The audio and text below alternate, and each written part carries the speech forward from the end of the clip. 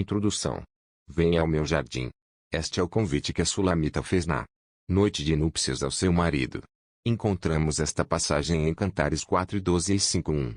A partir dela, quero abordar a questão do relacionamento sexual dentro do casamento. Em Gênesis 1, encontramos um dos propósitos do sexo, que é a procriação. A primeira ordem que Deus deu ao homem e à mulher, no jardim do Éden, foi: multiplicai-vos. Sede fecundos. Multiplicai-vos, enchei a terra. Daí, tomamos conhecimento de que um dos propósitos do sexo no casamento é procriar, nós reproduzirmos em outros. Isto é uma coisa maravilhosa. O salmista disse: bem-aventurado o homem que tem a sua aljava cheia. A aljava era uma bolsa de couro que o guerreiro usava para carregar as suas flechas. Numa bolsa, tamanho médio, cabia, mais ou menos, 7 flechas.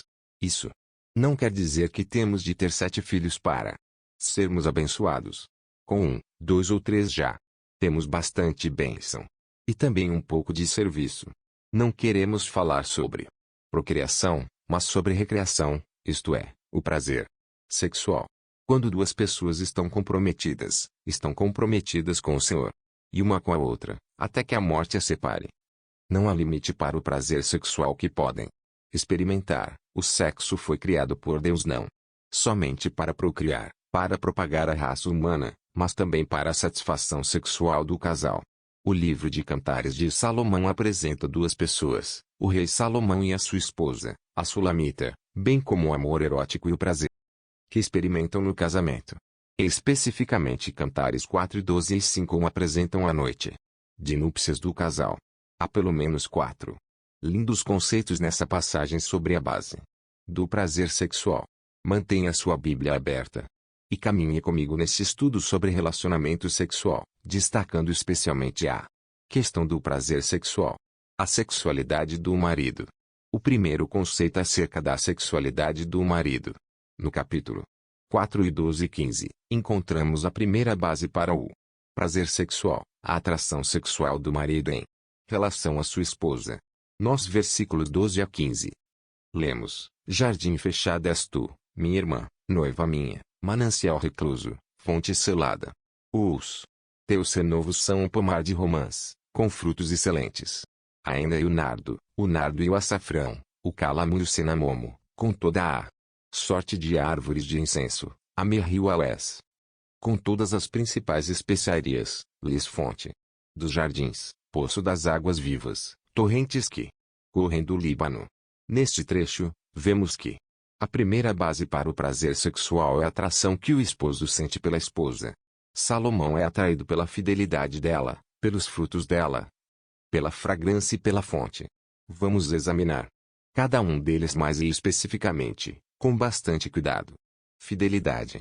Em primeiro lugar, Salomão é atraído pela sua esposa por causa da fidelidade dela. Ela é uma virgem na noite de núpcias. Ela a chama jardim fechado.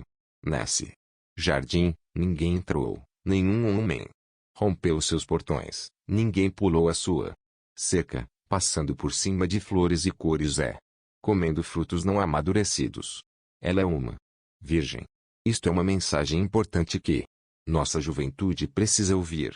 Precisamos elevar, precisamos exaltar, precisamos dar valor à virgindade numa sociedade saturada pelo sexo, que não dá nenhum valor à questão da fidelidade no namoro, no noivado e na preparação para o casamento. Mas, aqui, Salomão, na noite de núpcias, percebendo que a sua esposa é uma virgem, e atraído a ela também pela sua virgindade, jardim fechado. Tenho conversado com os rapazes solteiros e os desafiado da seguinte maneira: rapaz, Deus segura as chaves do portão do seu jardim. O seu jardim seria então a sexualidade da sua futura esposa. Deus segura as chaves do seu jardim, e somente na noite de núpcias ele vai entregá-las a você, para que possa abri-lo, passear no meio das flores e comer frutos amadurecidos, para a glória de Deus e para o bem do seu casamento. Os jovens precisam ouvir esse tipo de mensagem. Porque, conforme pesquisas por nós realizadas, 50% dos que foram criados em nossas igrejas já experimentaram alguma relação pré-nupcial, ou são ativos sexualmente ainda na adolescência ou na juventude. Isso vem trazendo sérios prejuízos mais tarde para o casamento. Salomão, na sua noite de núpcias, olha para a sua querida esposa e a chama jardim fechado. Minha irmã, não se perturbe com a expressão. Minha irmã, não há incesto aqui, e noiva. Minha não tem relação pré-nupcial, é apenas uma expressão. Ela a chama manancial recluso. Fonte selada, isto é, nenhum homem chegou a essa fonte, nenhum homem bebeu e se satisfez nela até aquele momento. Essa fonte, que é uma satisfação sexual, é uma fonte selada. Essas três expressões, jardim fechado, manancial recluso e fonte selada, expressam o prazer que Salomão tinha ao olhar para sua esposa e saber que ela era uma mulher fiel. Acerca dessa expressão, às vezes me perguntam, e Salomão, Jaime, será que ele também era fiel? Pessoalmente, eu creio que, nessa época da sua vida, ele era um homem fiel à sua esposa. Quem sabe poderíamos chegar a dizer um virgem, também. De qualquer jeito, o prazer sexual baseia-se na atração sexual do esposo em relação à sua esposa por causa da sua fidelidade. Frutos. Em segundo lugar, Salomão é atraído a sua esposa pelos frutos. Encontramos isto no versículo 13, os teus renovos são como pomar de romãs com frutos excelentes. Que são esses frutos? Podemos notar que Salomão compara a sua esposa a um pomar. Papai tinha um pomar de frutas, na sua fazenda, no norte da Califórnia, nos Estados Unidos, onde fui criado.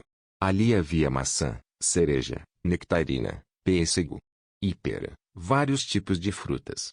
Gosto de pensar que esse pomar é a nossa esposa. Através do seu corpo, do seu olhar, ela seduz na cama do casal seu marido, através de grande variedade de maneiras. Salomão é atraído a sua esposa pelos frutos dela.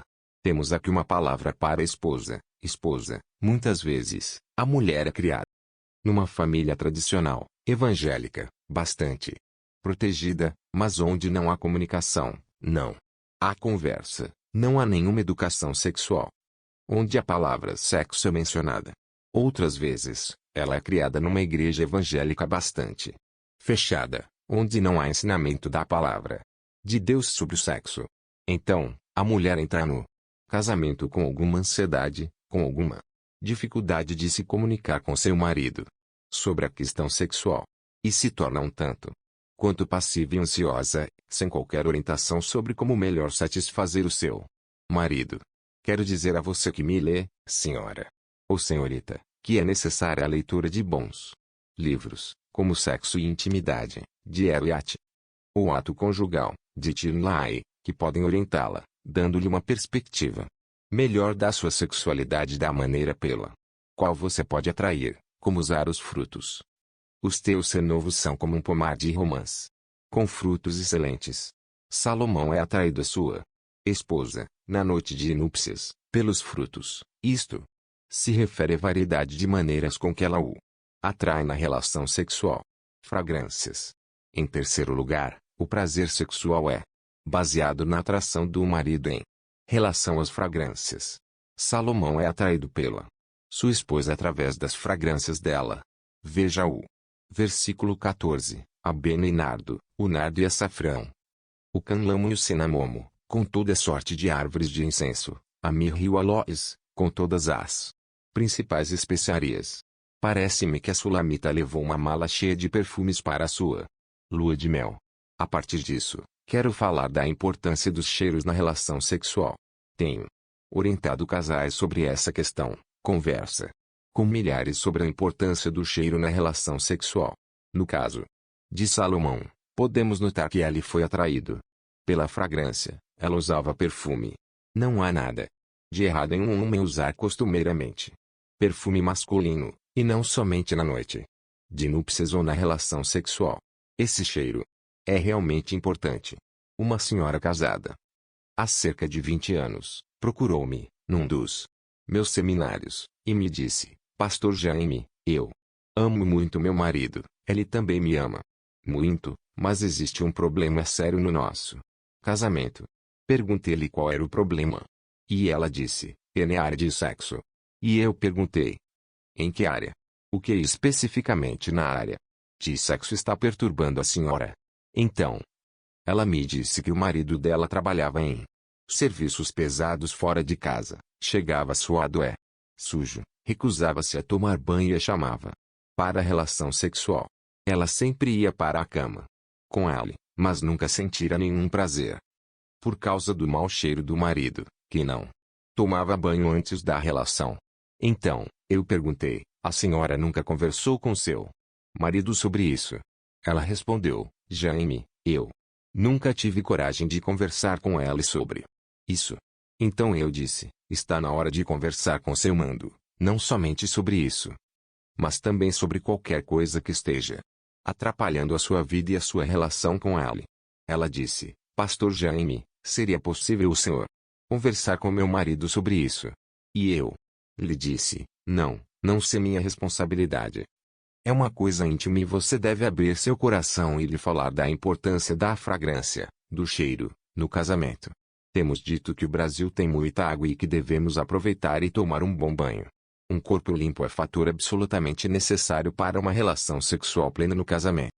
Salomão, portanto, foi atraído pela fidelidade da sua esposa, pelos seus frutos e pela fonte. Encontramos o terceiro ponto no versículo 15 do nosso texto, ex-fonte dos jardins, poço de águas vivas, torrentes que correm do Líbano. Marque esta passagem, se está me acompanhando com a Bíblia aberta, como pedi no princípio, e leia comigo em Provérbios 5. Este é o capítulo mais conhecido de toda a Bíblia sobre educação sexual de pai para filho. Falando nisso, papai, a sua responsabilidade é muito grande em comunicar as verdades de Deus, especialmente em relação à vida sexual. Aqui encontramos o pai Salomão dando orientações a seu filho acerca da vida sexual. Permita-me deixar um pequeno esboço deste capítulo e retirar algumas verdades para o nosso estudo. Nos versículos 1 e 2, Salomão chama a atenção do seu filho, filho meu, atende à minha sabedoria, a minha inteligência inclina os ouvidos, para que conserves a discrição, e os teus lábios guardem o conhecimento. A primeira coisa para a qual Salomão chama a atenção do filho é, filho, presta atenção, aquilo que eu tenho para dizer agora é muito importante para a sua vida. Ela descreve a mulher prostituta ou a mulher adúltera. Porque os lábios da mulher adúltera destilam favos de mel, e as suas palavras são mais suaves do que o azeite. Mas o fim dela é amargoso como o absinto, agudo como a espada de dois gumes. Os seus pés descem à morte, os seus passos conduzem-na ao inferno. Ela não pondera a vereda da vida. Anda errante nos seus caminhos e não o sabe. Salomão está descrevendo para seu filho algumas das características da mulher prostituta, da mulher adúltera. Do versículo 7 até o 14, ele fala sobre as consequências da promiscuidade, diurna relação fora dos laços matrimoniais. Das consequências de uma relação com uma prostituta. Temos aqui advertências suficientes, inclusive sobre o perigo de contrair uma doença venérea. Depois, os versículos 7 a 14 e 15 a 19 falam da beleza do relacionamento conjugal, trecho que vamos abordar. Nos versículos 22 a 23, ele volta a falar sobre os perigos e as consequências da promiscuidade. Agora, porém, quero chamar a atenção especialmente para os versículos 15 a 19, onde lemos, bebe a água da tua própria cisterna e das correntes do teu poço. Derramar-se-iam por fora as tuas fontes, e, pelas praças, os ribeiros de águas. Sejam para ti somente e não para os estranhos contigo. Seja bendito o teu manancial, e alegra-te com a mulher da tua mocidade, corça de amores é gazela graciosa. Sacia-te os seus seios em todo o tempo, embriaga-te sempre com as suas carícias. Aqui temos uma orientação do rei Salomão ao seu filho sobre a beleza da relação sexual no casamento. Ele começa dizendo, filho, bebe a água da tua própria cisterna e das correntes do teu poço. E claro que, quando o filho ouve estas palavras, ele vai pensar naquela cisterna, naquele poço lá no fundo do quintal, que havia nas casas palestinas, de onde, num dia de calor, podia-se tirar água cristalina, fresquinha, que dava para satisfazer a sede física. Mas, aqui, naturalmente, Ela está falando da sede sexual. Ela está dizendo, satisfaça a sua sede sexual. Dentro da sua casa, com a sua própria esposa. Continuando, ela faz, no versículo 16, uma pergunta: derramar-se-iam por fora as tuas fontes, e, pelas praças, os ribeiros de águas.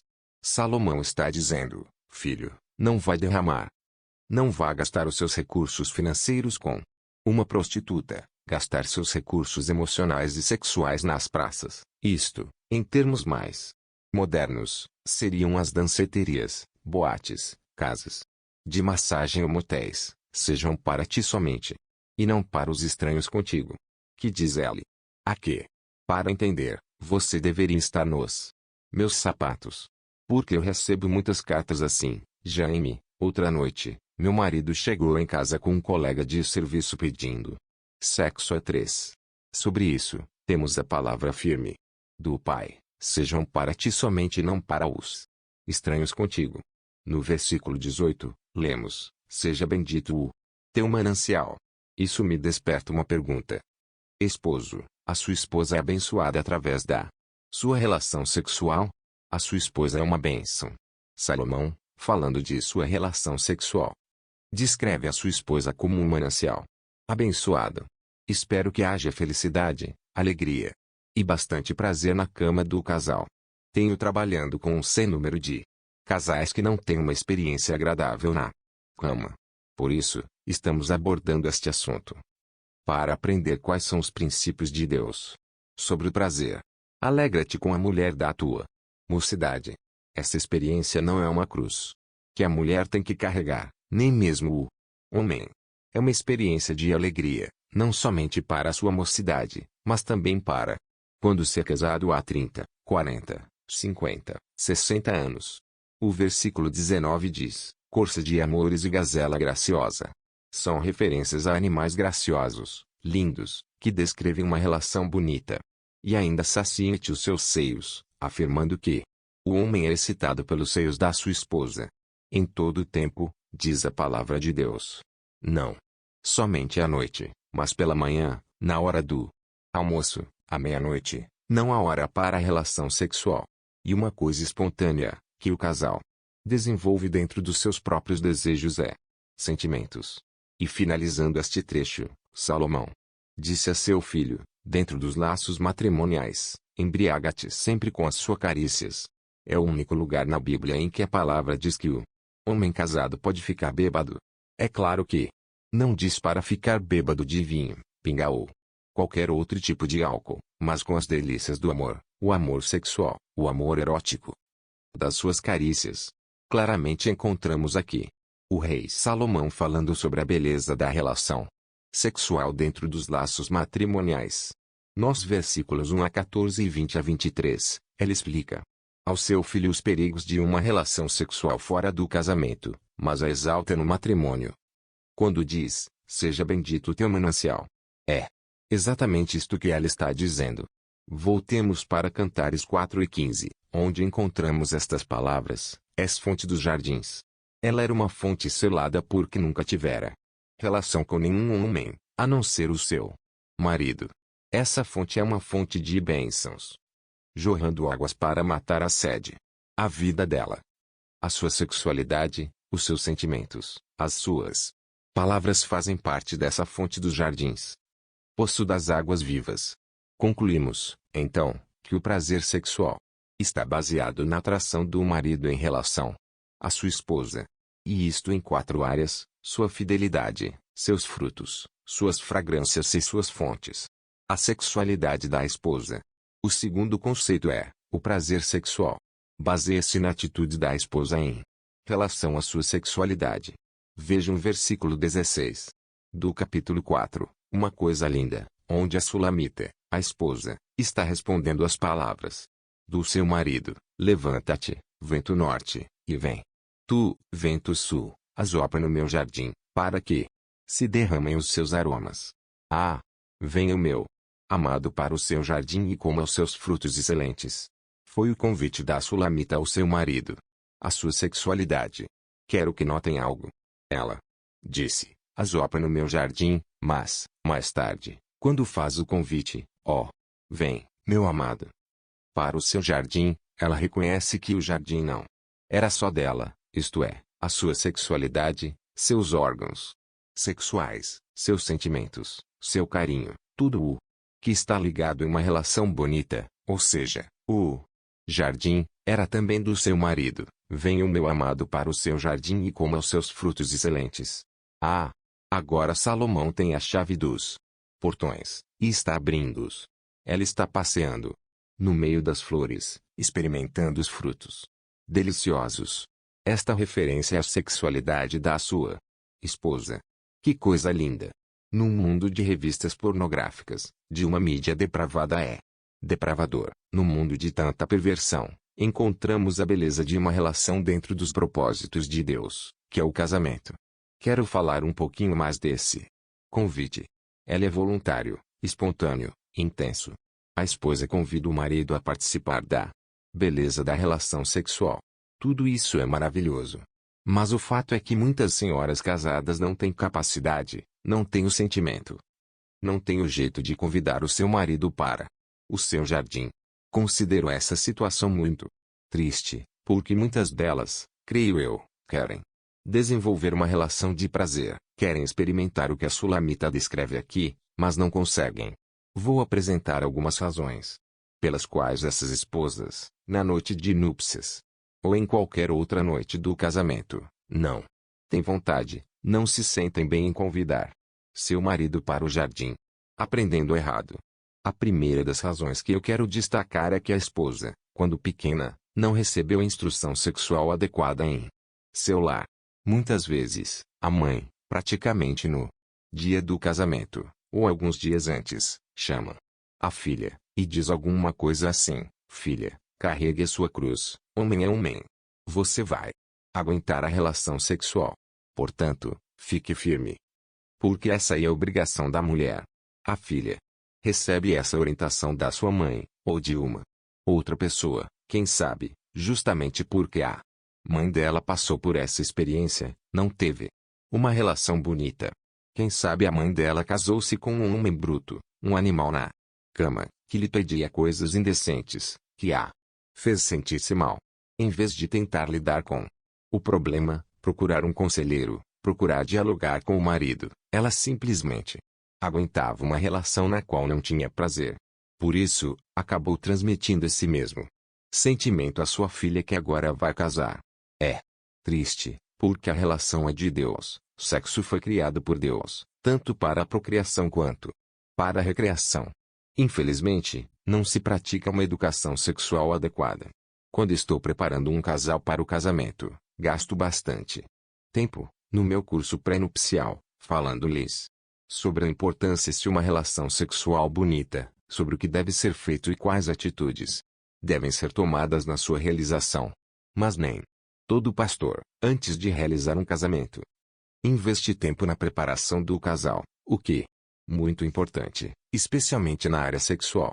Uma das razões por que a Sulamita podia aprendeu do errado convidar seu esposo para o seu jardim reside no fato de que ela tinha uma atitude correta em relação à sua sexualidade.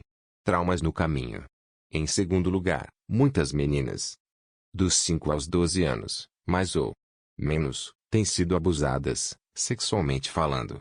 Uma esposa, lutando pela sua relação sexual com o marido, confessou-me que, aos 10 anos de idade, estava dormindo em seu quarto quando, de repente, acordou assustada, sentindo que seu pai tinha passado a sua mão debaixo dos cobertores e estava acariciando as partes íntimas dela.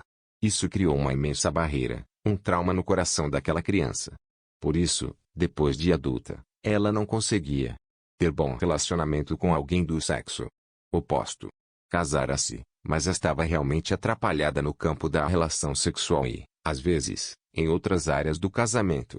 Por causa desse tipo de abuso, ou de uma relação inadequada com alguém do sexo oposto, durante a infância, ou na adolescência, ou ainda por causa de uma violação ou estupro por parte do pai, padrasto, irmão, tio, vizinho, primo, ou outra pessoa qualquer, a mulher não consegue superar o trauma.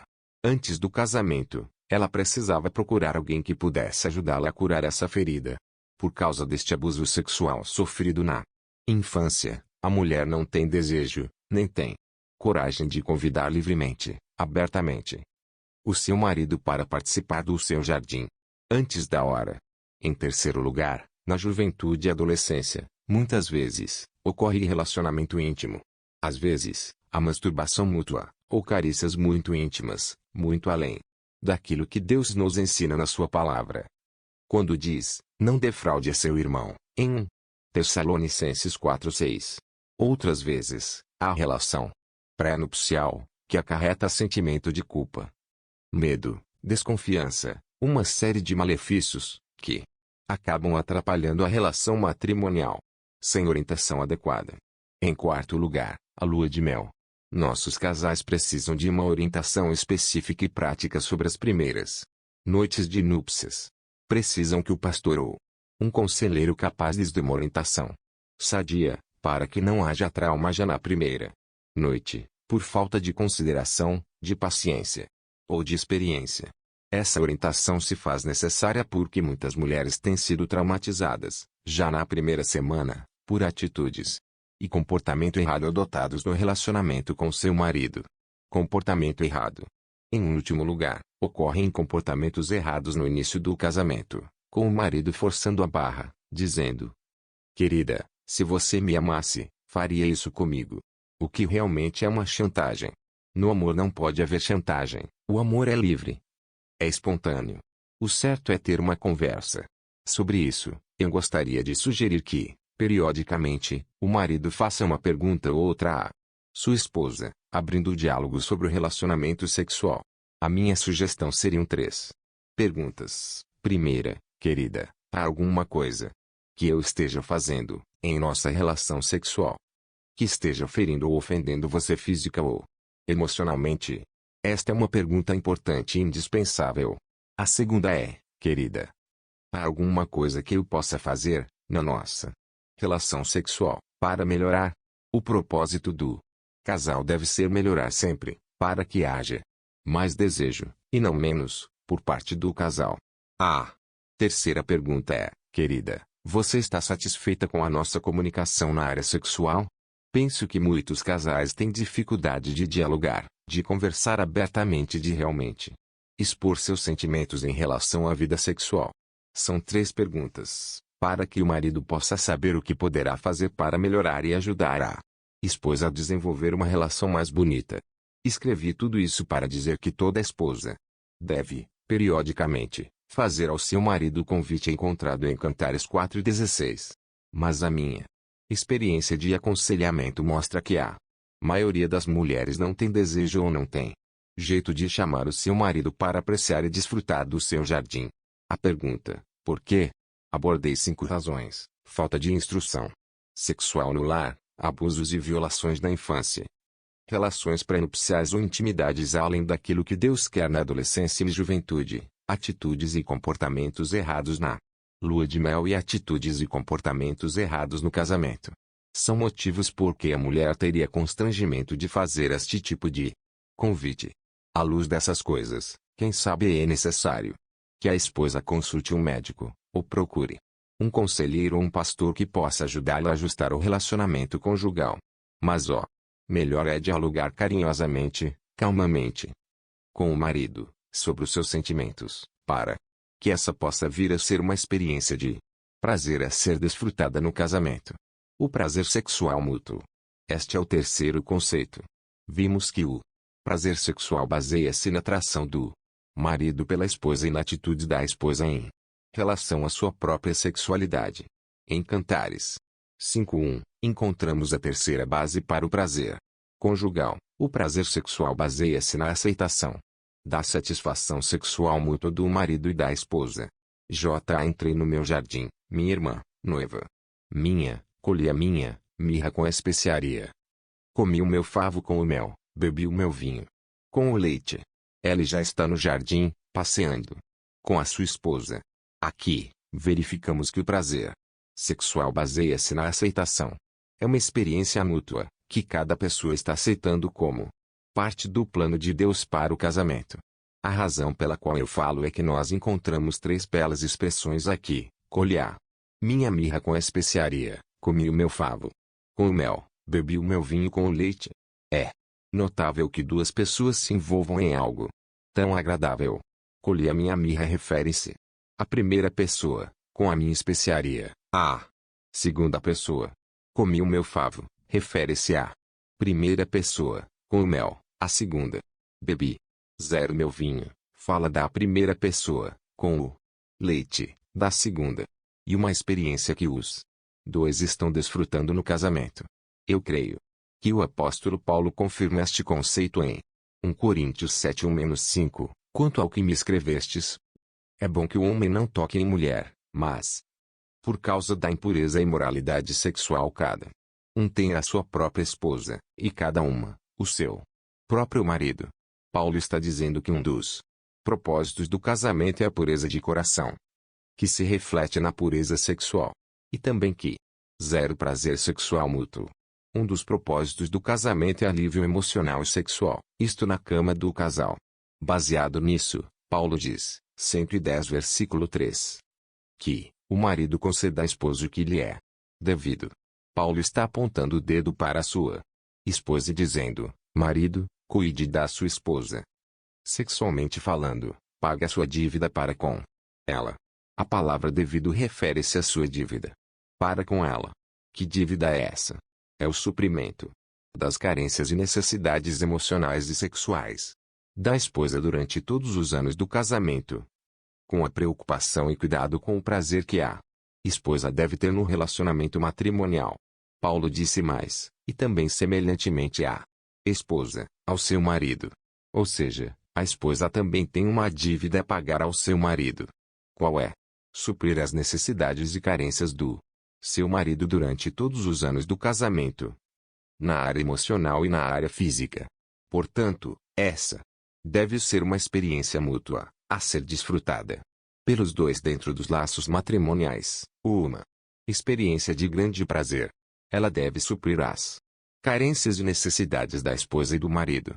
No versículo 4, lemos: a mulher não tem poder sobre o seu próprio corpo, e sim o mando, e também, semelhantemente, o marido não tem poder sobre o seu próprio corpo, e sim a mulher. Isto nos fala de novo sobre alguma coisa mútua. O texto está dizendo que, na relação sexual, o corpo da mulher pertence ao marido e o corpo do marido pertence à esposa. A palavra poder quer dizer autoridade. A esposa não pode dizer ao seu marido: não quero ter relação sexual com você. Não quero que você me toque daquele jeito. E o marido não pode dizer: não quero ter relação sexual com você, não quero que você me toque. É necessário uma comunicação aberta. Em termos gerais, o corpo do marido pertence à sua esposa e vice-versa. Isto vem com os anos de experiência e com o aprofundamento no amor do casal. No versículo 5, lemos: não vos priveis um ao outro, salvo talvez por mútuo consentimento, por algum tempo, para vos dedicardes à oração. E, novamente, vos ajuntardes, para que Satanás não vos tente por causa da incontinência. Paulo reconhece a dificuldade na cama do casal, na questão de um jejum sexual. Ele está reconhecendo que Satanás pode estar na cama do casal. Daí ele dizer, como termos gerais, não vos priveis um ao outro. Ele não diz, não vamos ter relação sexual. Quando escreve salvo talvez, ele concede uma exceção, alguma coisa específica. Deus fala ao coração do marido, da esposa, ou aos dois e um deles diz: eu quero ter uma vida de oração mais intensa na próxima semana e gostaria de deixar de ter relação sexual. Não pode ser assim. Deve ser uma decisão mútua, de mútuo consentimento, isto é, uma convicção a que os dois devem chegar, consentir, decidir. E só por algum tempo. Paulo não disse quanto tempo, mas eu gostaria de sugerir, no máximo, 2 semanas, para vos dedicardes à oração, isto é, um exercício espiritual com o propósito de orar. Para, em seguida, novamente vos ajuntardes.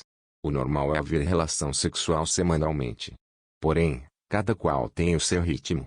Alguns gostariam de ter relação todos os dias. Outros, uma vez por semana. Mas é necessário que cuidemos disso, para que cada um tenha sua necessidade suprida. A razão de tudo, segundo Paulo, é para que Satanás não vos tente, por causa da incontinência. Satanás está à porta da nossa casa, do nosso lar, do nosso relacionamento, e está conseguindo, infelizmente, estragar muitos relacionamentos justamente na cama do casal. Gostaria, portanto, de dizer ao casal, ao homem casado, ou mesmo ao solteiro, porque isto pode ser uma medicina preventiva, que é importante manter a comunicação, um espírito de humildade, um desejo de ser paciente e compreensivo em relação ao ato sexual e nunca forçar a barra. Paulo diz que deve ser uma experiência mútua. E não se esqueçam também que deve ser uma experiência de alívio, para que haja fidelidade na relação matrimonial. Voltemos à primeira parte de Cantares 4:1, onde lemos que o prazer sexual baseia-se na aceitação da satisfação sexual mútua. Cada um se preocupa com o gozo, com a alegria e com a satisfação do outro. É uma experiência mútua. É muito importante compreender isto no casamento. A aprovação de Deus. No final do versículo 5, encontramos o quarto conceito para o prazer sexual. O prazer sexual baseia-se na aprovação de Deus. Repare as palavras em Cantares 5, no final do versículo 1, comei e bebei, amigos, bebei fartamente, ó amados. Faço uma pergunta, quem está falando essas palavras? Alguns comentaristas da Bíblia dizem que foram os amigos, no final da festa, na noite do casamento. Outros acham que foram os pais.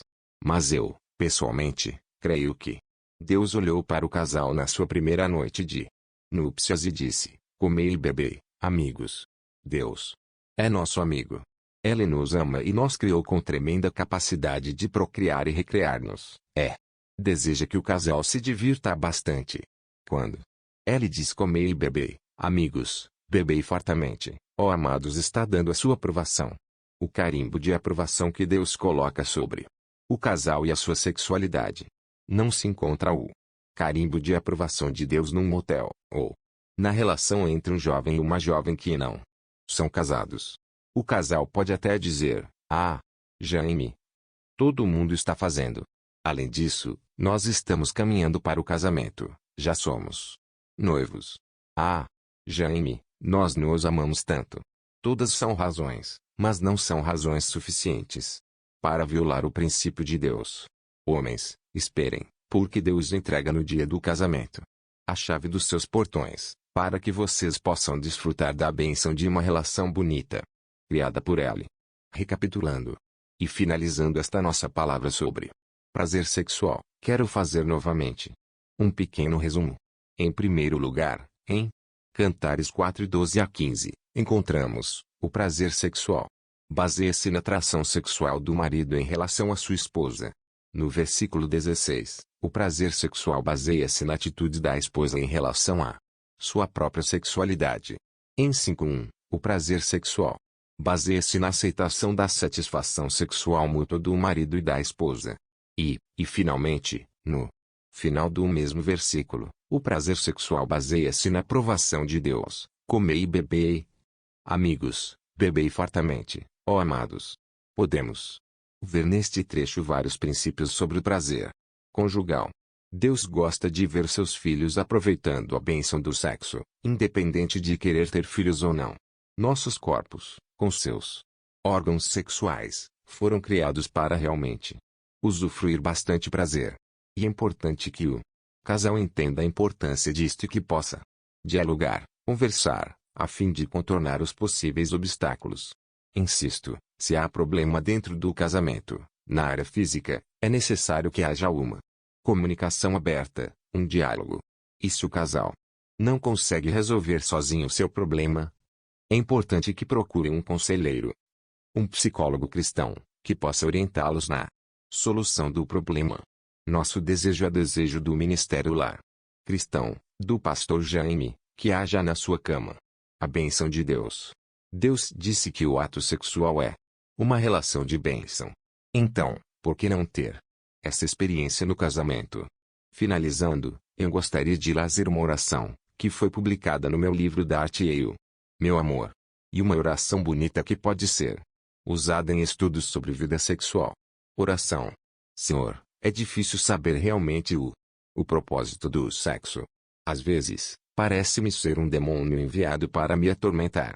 Outras vezes, deliciosamente sedutor, transporta-me da realidade à fantasia.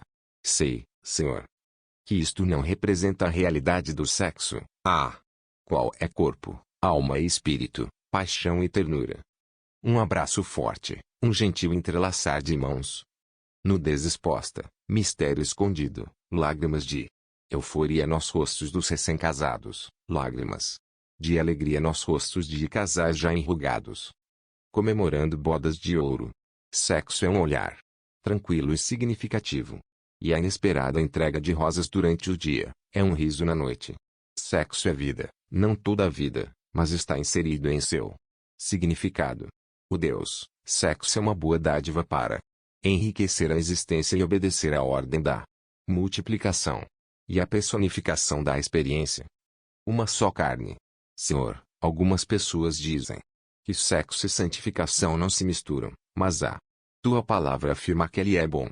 Ajuda-me a ser aberto sobre ele e, ainda assim, proteger seu mistério. Faze-me sempre lembrar, Senhor, que sexo não é demoníaco, mas também não pode ser idolatrado. Ajuda-me a não devanear no mundo de fantasias com parceiros imaginários. Conserva-me no mundo real, onde devo amar desinteressadamente as pessoas que tens criado. Senhor, é muito difícil para o ser humano dizer graças a Deus por minha sexualidade, pois, de um modo geral as pessoas a encaram mais como um problema do que como um dom. Eu, porém, quero te agradecer por estar consciente de possuí-la. Obrigado pela liberdade que tenho de expressá-la. Dou graças a ti pelo sexo. Senhor, neste momento, em nome de Jesus, quero interceder pelos casais casados, que estão passando por problemas conjugais, e especificamente na área sexual. Senhor, que haja um desejo de consertar, de dialogar, de orar, para que o casal possa encontrar uma solução. Também, Senhor, quero interceder pelos jovens solteiros que estão ouvindo a minha voz, que estão a caminho do casamento. Que estes princípios possam ser aplicados nas suas vidas, para que, quando entrarem então no casamento, possam ser abençoados. Obrigado, Senhor, porque tua palavra nos diz que lo ao Senhor quem criou sexo, porque ele é bom. Senhor, pedimos a tua bênção sobre a vida de cada um que lê esta oração, para que estes princípios sejam usados para abençoar ricamente o teu povo. Isto pedimos, agradecidos, com o nome de Jesus. Amém.